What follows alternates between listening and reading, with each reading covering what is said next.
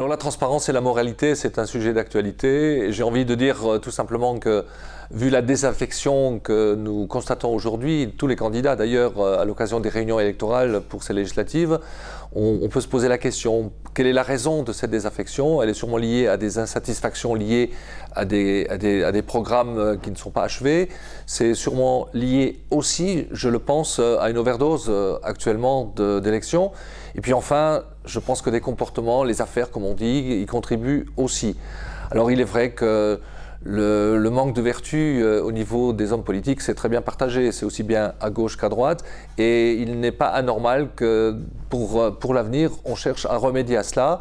Alors il y a tout simplement aujourd'hui des mesures qui ont déjà été prises aussi bien par Bernard Accoyer que par Claude Barthelone, avec l'installation du déontologue et également la haute autorité pour la transparence de la vie publique. Mais demain, il faudra continuer parce que c'est important que les citoyens regagnent la confiance de leurs élus, en sachant aussi qu'il ne faut pas non plus tomber dans le voyeurisme. Il est indéniable qu'aujourd'hui, il existe entre les citoyens et les élus une énorme défiance. Pour répondre à cette défiance, nous devons absolument être transparents et penser à rétablir la démocratie. C'est à ce titre-là que moi, je proposerais d'aller plus loin dans ce qu'a mis en place le gouvernement Hollande, c'est-à-dire la haute autorité pour la transparence sur la vie publique, et que je participe entièrement de cette démarche. Il faut que le citoyen retrouve la confiance dans ses élus. Et c'est également la raison pour laquelle je mettrai en place, au niveau de l'arrondissement de cette circonscription, un conseil citoyen qui réunira une trentaine de citoyens tirés au sort, qui m'aideront dans le travail législatif, ainsi que dans l'attribution de la réserve parlementaire. Il est fondamental d'aimer la démocratie, mais pour l'aimer, il faut en faire partie. Donc je pense qu'au préalable de toute action politique, il faut en premier lieu défendre les intérêts de ses concitoyens. Nos élus sont rémunérés avec l'argent de nos impôts, l'argent des impôts des concitoyens. Et à ce titre, je pense qu'il est important qu'il y ait un droit de regard et qu'il y ait une transparence totale sur la manière dont cet argent est utilisé. En deuxième lieu, je serais favorable à la diminution du nombre de députés, puisqu'ils sont aujourd'hui 577, alors que 300 serait largement suffisant. Le nombre de sénateurs qui pourrait être réduit à 200, ça me paraît plus que suffisant pour gérer notre pays. Et concernant la moralité des hommes politiques, alors aujourd'hui, c'est vrai qu'on a entendu beaucoup de choses pendant la campagne des présidentielles. Il y a beaucoup de choses qui sont légales et pas forcément morales, ce qui ressort plus actuellement. Un grand nombre d'élus ont employé des membres de leur famille. Bien sûr que c'est légal, mais ça devient plutôt immoral quand les rémunérations qui sont versées ne correspondent plus à ce que nous versons à nos salariés dans nos entreprises pour un travail équivalent. Voilà ce qu'on peut condamner. Je pense que la démocratie, en ce moment, est malade de la finance et des privilèges. Cela doit cesser. Il est temps de ramener de la vertu au cœur de notre République. Toute personne corrompue doit être inéligible à vie. Il faut chasser les lobbies financiers de quelque accès que ce soit à l'entrée, par exemple, à l'Assemblée nationale. Supprimer la réserve parlementaire, utilisée sans aucun contrôle citoyen, et interdire aux fonctionnaires de pantoufler, c'est-à-dire de se recaser dans la haute finance, par exemple. Créer un droit de révocation des élus par décision citoyenne, par référendum révocatoire, rendre effectif le non-cumul des mandats, y compris dans le temps, et démocratiser l'accès aux responsabilités de la République et de la politique pour tous les citoyens. Moi, je considère que toutes les affaires qu'on a vues ces derniers temps, en fait, elles sont à l'image du fonctionnement de cette société capitaliste où règne, c'est le monde de la concurrence, c'est le monde de la recherche du profit, c'est le monde y compris du secret bancaire, commercial. Et c'est pas étonnant de voir que ça transparaît finalement dans le fonctionnement de la vie politique. La plupart des politiciens en fait, des grands partis, ils sont formés, ils sont sélectionnés pour accéder au pouvoir et finalement rendre service à cette classe capitaliste qui dirige toute l'économie, en fait toute la société, et donc ils sont à l'image de ces gens-là. Alors il n'y a pas de solution miracle, je crois, on l'a vu, ils durcissent les règles, mais finalement les scandales continuent, hein. Il y a eu Big Malion, il y a eu d'autres affaires qu'on a vues pendant la campagne, et nous on pense que pour contrôler justement la vie politique, il faudrait que les travailleurs contrôlent l'ensemble de l'économie et de la société, et choisissent dans leur propre camp les gens qui les représentent. Alors notre organisation politique le pratique depuis longtemps.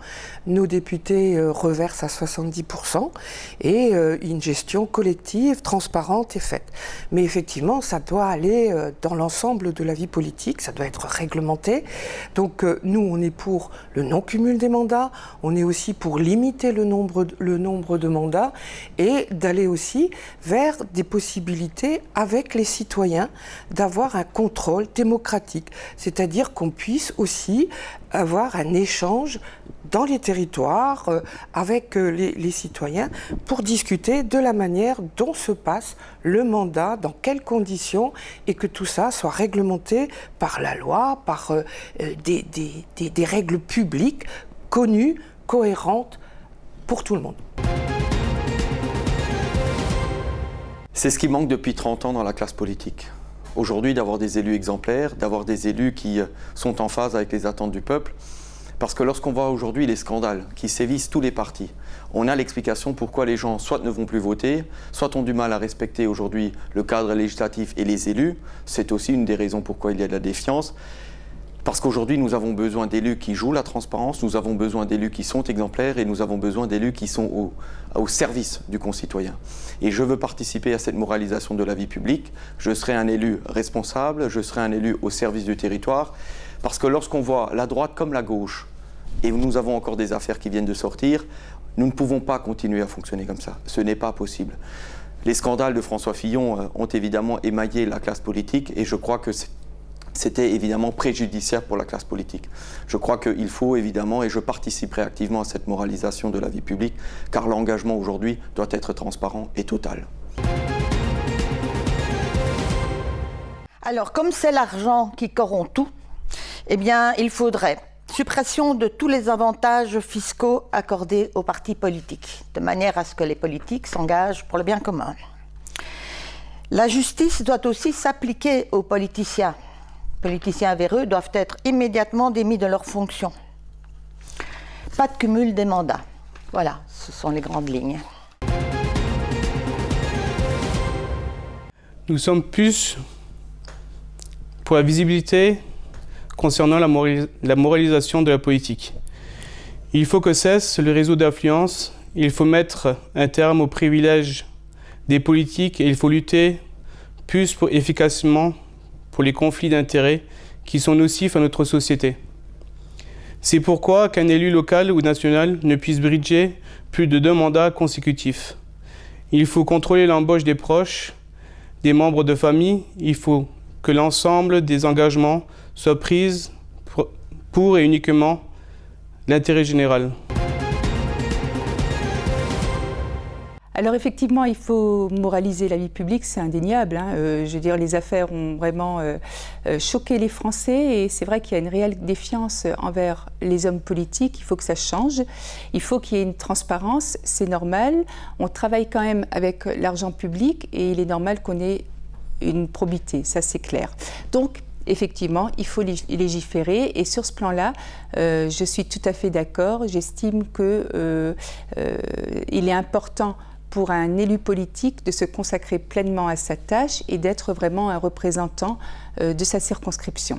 Alors, à ce propos-là, moi, en tant que députée, ce que j'aimerais faire, c'est que j'aimerais effectivement représenter dignement les habitants, mais tous les habitants de la circonscription.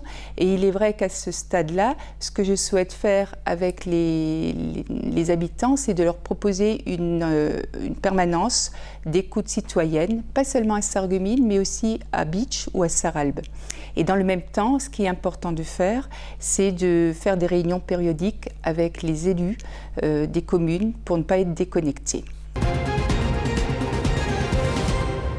Alors, transparence et moralité en politique, Pour moi, ça veut dire ne pas cumuler de mandats, c'est-à-dire un seul mandat à la fois et 2 fois de suite pour le même type d'élection et pas plus. Ensuite, une réduction du train de vie et des dépenses. Ça marche par exemple en Scandinavie, où les élus prennent les transports en commun. Ils sont remboursés sur cette base et il n'y a pas de raison que ça ne soit pas pareil ici. Ensuite, une réduction des frais de représentativité des députés et sénateurs. Ils touchent actuellement des indemnités pour un certain nombre de frais. Il n'y a aucun contrôle à ce niveau-là, donc je suis pour le contrôle de ces dépenses. La Ve République a toujours été une république pas très honnête. Depuis l'histoire de Boulin qui n'a jamais été vraiment élucidée, jusqu'à les affaires de Fillon et tout ça, on a l'impression qu'il n'y a pas de moralité. Je vois vraiment pas comment on arriverait à moraliser ces gens qui font ça depuis tellement longtemps. On a presque l'impression que c'est rentré dans l'institution.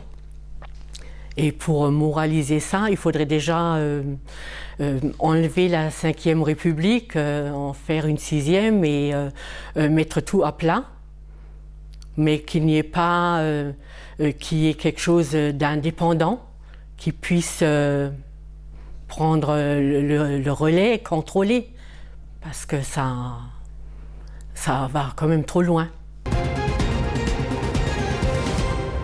Alors on dit « nettoyons la politique, les élus condamnés, ça suffit ». Depuis trop longtemps, les pratiques politiques couvrent des choses malhonnêtes. Cela discrédite le travail de milliers d'élus sur le terrain qui se battent pour leur terroir. Une démocratie exemplaire, c'est que les élus doivent servir sans se servir. Et par là, on propose des casiers judiciaires vierges pour chaque élu. Et aussi réduire le nombre de parlementaires et supprimer le Conseil d'État économique. Il faudrait instaurer un référendum d'initiative populaire et prendre en compte le vote blanc.